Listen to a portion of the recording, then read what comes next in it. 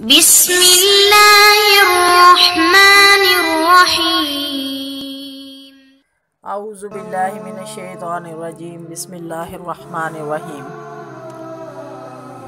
لقد جاءکم رسول من انفسکم عزیز علیہ ما عنتم حریص علیکم بالمؤمنین رؤوف الرحیم فَإِن تَوَلَّوْا فَقُلْ حَسْبِيَ اللَّهُ لَا إِلَٰهَ إِلَّا هُوَ عَلَيْهِ تَوَكَّلْتُ وَهُوَ رَبُّ الْعَرْشِ الْعَظِيمِ۔ قرآن مجید ایک ایسا معجزہ ہے کہ دنیا کے تمام جن و انس مل کر بھی اس کا مقابلہ نہیں کر سکتے، مگر جب حضور صلی اللہ علیہ وآلہ وسلم ان کی تلاوت کرتے ہیں اور لوگوں کو پڑھ کر سناتے ہیں تو پتھر دل بھی موم ہو جاتے ہیں۔ سبحان اللہ۔ یوں تلاوت قرآن مجید حضور صلی اللہ علیہ وآلہ وسلم کے خصوصی اوصاف میں سے ہے۔ یہ تزکیہ نفس کا ذریعہ ہے۔ اللہ کے رسول صلی اللہ علیہ وآلہ وسلم نے صدیوں سے گمراہ اور بدکردار لوگوں کے دلوں کو گندگی سے پاک کیا۔ عرب انتہائی گمراہ قوم تھی۔ وہ ایک دوسرے کے خون کے پیاسے تھے، جوا اور شراب ان کے مشغلے تھے، معصوم بچیوں کو زندہ درگور کر دیتے تھے۔ خانہ کعبہ میں 360 بت رکھے ہوئے تھے۔ یہ حضور صلی اللہ علیہ وآلہ وسلم کی رسالت ہی کی برکت ہے کہ دنیا کی جاہل ترین قوم سارے عالم کی ہادی اور رہنما بن گئی۔ اللہ اکبر۔ تو حضور صلی اللہ علیہ وآلہ وسلم نے بت پرستی اور گناہوں کے ارتکاب کی وجہ سے لوگوں کے سیاہ دل پاک اور صاف کر دیے۔ بگڑی ہوئی انسانیت کو حیوانیت سے نکال کر اخلاق عالیہ سے آراستہ کیا اور عرب جیسی غیر مہذب قوم کو تہذیب کی بلندیوں سے آشنا کرانا بہترین تزکیہ نفس ہے۔ یعنی حضور صلی اللہ علیہ وآلہ وسلم کتاب اللہ کی تشریح اور توضیح کرتے ہیں، اس کے اسرار و رموز اور معانی و مطالب بتاتے ہیں، اس کے مشکل مقامات کی وضاحت کرتے ہیں۔ قرآن مجید کی تفسیر کا بڑا ذریعہ حدیث رسول کریم صلی اللہ علیہ وآلہ وسلم ہے۔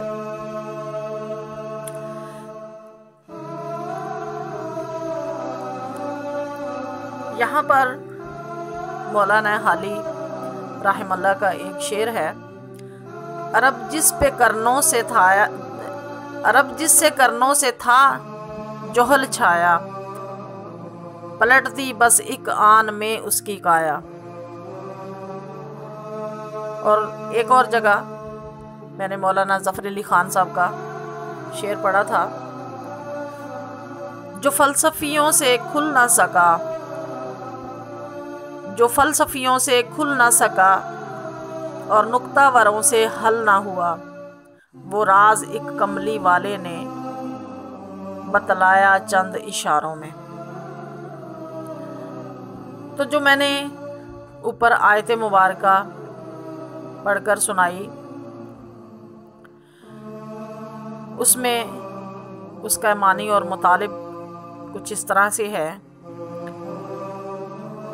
بے شک تمہارے پاس ایک ایسے رسول تشریف لائے ہیں جو تم میں سے ہیں، جن پر تمہارا مشقت میں پڑنا سخت گراں گزرتا ہے، جو تمہاری بھلائی کے نہایت چاہنے والے ہیں، جو ایمانداروں کے ساتھ بڑے ہی شفیق اور انتہائی مہربان ہیں۔ پھر اگر وہ منہ پھیریں تو کہہ دیجئے کہ مجھے اللہ کافی ہے، اس کے سوا کوئی عبادت کے لائق نہیں، میں نے اسی پر بھروسہ کیا اور وہ عرش عظیم کا مالک ہے۔ تو یہاں پر جو لغتی معنی ہے، عزیز گراں یعنی کہ تکلیف دہ، अनित्तुम तो कि तुम मुशक्क़त में पड़े हुए थे, और हरीसन यानी कि खैर ख्वाह, आप सल्लल्लाहु अलैहि वसल्लम खैर ख्वाह थे, खैर ख्वाह हैं तुम्हारे, यानी कि तुम मुशक्क़त में पड़े हुए थे, तुम तकलीफ़ में थे और आप सल्लल्लाहु अलैहि वसल्लम तुम्हें तकलीफ़ में नहीं देखना चाहते, और वो तुम्हारे लिए बहुत मेहरबान यानी रऊफ़ उनका है, बहुत शफ़ीक और मेहरबान, और हरीस का है खैर ख्वाह, तो आप पर बहुत खैर ख्वाह और शफ़ीक और मेहरबान हैं। तो यहाँ पर इतने औसाफ नबी पाक सल्लल्लाहु अलैहि वसल्लम के बयान किए गए। तो 4 औसाफ ये नबी पाक सल्लल्लाहु अलैहि वसल्लम के इसमें बयान किए जाते हैं। एक तो है मिन अनफुसिकुम, यानी अल्लाह ताला फरमाता है कि हमारे रसूल तुम में से हैं, नौए इंसानी से तल्लुक़ रखते हैं, तुम्हारे हम कौम हैं, अजनबी नहीं हैं, तुम उनसे अच्छी तरह से वाकिफ़ हो, बचपन ही से उनके अखलाक व किरदार को तुम देखते रहे और तुम ही उनको सादिक और अमीन कहकर पुकारते रहे। उनकी सच्चाई और रासतबाजी पर तुम गवाह थे, यानी कि ये जो मुशरिकीन मक्का थे उनको अल्लाह पाक मुखातिब करके कहते हैं, क्योंकि अबू जहल, अबू सुफियान जो कि अबू सुफियान अभी उस वक्त ईमान नहीं लाए थे, तो किसी ने पूछा कि नबी पाक सल्लल्लाहु अलैहि वसल्लम के बारे में, तो अबू सुफियान ने आपकी सच्चाई, सदाकत यानी कि और ईमानदारी की मिसाल जो थी वो आप सल्लल्लाहु अलैहि वसल्लम की तरफ की दी गई, और बयान किया कि आप सल्लल्लाहु अलैहि वसल्लम सादिक और अमीन हैं। तो ये तो एक उनकी ज़िद्दबाजी, उनका यानी कि अनाद और ज़िद बाजी थी, जिसकी वजह से वो आप सल्लल्लाहु अलैहि वसल्लम को नबी नहीं मानते थे, वरना तो ये पता था कि आप सल्लल्लाहु अलैहि वसल्लम सच फरमाते हैं। तो ये है कि अल्लाह ताला की 40 साल ज़िंदगी खुली किताब की तरह तुम्हारे सामने है। अब वो ये फरमाते हैं कि अल्लाह ताला ने मुझे तुम्हारी तरफ हिदायत के लिए पैगंबर बनाकर भेजा है, तो तुम उनके इस कौल को सच्चा क्यों नहीं करते, सच्चा क्यों नहीं समझते और झूठ का इल्ज़ाम क्यों लगाते हो। यानी कि जब तुम्हारे पास वही सादिक और अमीन ज़ात जो है, जो सादिक और अमीन हस्ती जो है, जब तुम्हारे पास दीन इस्लाम लेकर आई और तुम्हें उस अपनी तरफ दावत दी दीन इस्लाम के लिए और कुरान पढ़कर सुनाया, तो फिर क्यों झूठा इल्ज़ाम लगाते हो, क्यों झुठलाते हो आप सल्लल्लाहु अलैहि वसल्लम को, जबकि तुम आपको सादिक और अमीन कह चुके हो। तो कुरान मजीद में एक और जगह इरशाद होता है कि ए नबी सल्लल्लाहु अलैहि वसल्लम, ये लोग आप सल्लल्लाहु अलैहि वसल्लम को यूँ जानते हैं जिस तरह अपनी औलाद को जानते हैं, लेकिन जानबूझकर ईमान नहीं लाते। अजीज़ुन अलैहि मा अनित्तुम, ये आप सल्लल्लाहु अलैहि वसल्लम की दूसरी सिफ़त है। तो हुजूर सल्लल्लाहु अलैहि वसल्लम रहमतल लिल आलमीन बनकर तशरीफ़ लाए। आप सल्लल्लाहु अलैहि वसल्लम तमाम मखलूक़ात के लिए रहमत हैं। अहले ईमान के साथ आप सल्लल्लाहु अलैहि वसल्लम की रहमत और शफ़क़त की इंतहा नहीं। जो लोग आप सल्लल्लाहु अलैहि वसल्लम के दीन को कबूल करते हैं, उन पर आप सल्लल्लाहु अलैहि वसल्लम के करम की बारिश बरसती है, और आप सल्लल्लाहु अलैहि वसल्लम उनके साथ निहायत शफ़क़त से पेश आते हैं। और यहाँ पर मुझे एक शेर याद आ गया आप सल्लल्लाहु अलैहि वसल्लम के ज़ात के बारे में। वो नबियों में रहमत लक़ब पाने वाला, मुरादे गरीबों की बर लाने वाला, मुसीबत में गैरों के काम आने वाला, वो अपने पराए का गम खाने वाला। जो बात तुम्हें मुशक्क़त में डाले या जिस चीज़ से तुम्हें तकलीफ़ पहुँचे, वो उन पर बहुत गिरा गुजरती है। वो हर मुमकिन तरीके से तुम्हारी परेशानियों को दूर करते हैं, और जो दीन वो लेकर आए हैं वो बहुत आसान दीन है, उस पर अमल करने में कोई तकलीफ़ नहीं। तुम्हारी वो गलतकारियाँ जो अज़ाब इलाही को दावत दे रही हैं, उनके लिए सख्त परेशान कुन हैं। अल्लाह ताला तुम पर अज़ाब लेकर आता, अगर अल्लाह ताला तुम पर अज़ाब ले आता, लेकिन वो अपने रसूल सल्लल्लाहु अलैहि वसल्लम की वजह से तुम पर अजाब नहीं लाता। तो तीसरी आपकी जो सिफत है वो हरीसुन अलैकुम अल्लाह पाक ने बयान फरमाई इसी आयत मुबारका में। तो यानी हमारे रसूल सल्लल्लाहु अलैहि वसल्लम के दिल में तुम्हारी खैर खाही और नफ़ा रसानी की ख़ास तड़प पाई जाती है। जिस तरह बाप अपनी औलाद की भलाई के लिए हरीस होता है, इसी तरह रसूल अकरम सल्लल्लाहु अलैहि वसल्लम तो बाप से और माँ से भी निहायत शफीक हैं। अल्लाह ताला से तमाम इंसानों की भलाई के ख्वाह हैं। आप सल्लल्लाहु अलैहि वसल्लम की ये इंतहाई ख्वाहिश है कि लोग जहन्नम की आग से बच जाएँ और सीधी राह इख्तियार कर लें।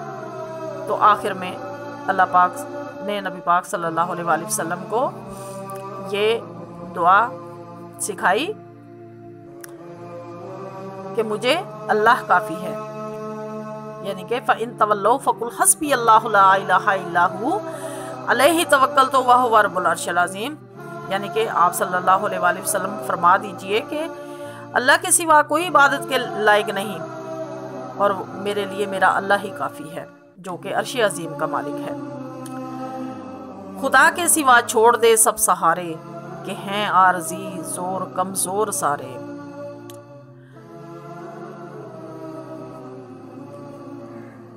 अल्लाह ताला ने अपने रसूल अल्लाह सल्लल्लाहु अलैहि वसल्लम के साथियों यानी कि सहाबा कराम के चंद औसाफ भी बयान किए हैं। हुज़ूर सल्लल्लाहु अलैहि वसल्लम के यही सहाबा कराम थे जिन्होंने दीन इस्लाम को दुनिया में गालिब कर दिया और उन्हीं के तफ़ैल ये दीन जो है वो हम तक पहुंचा।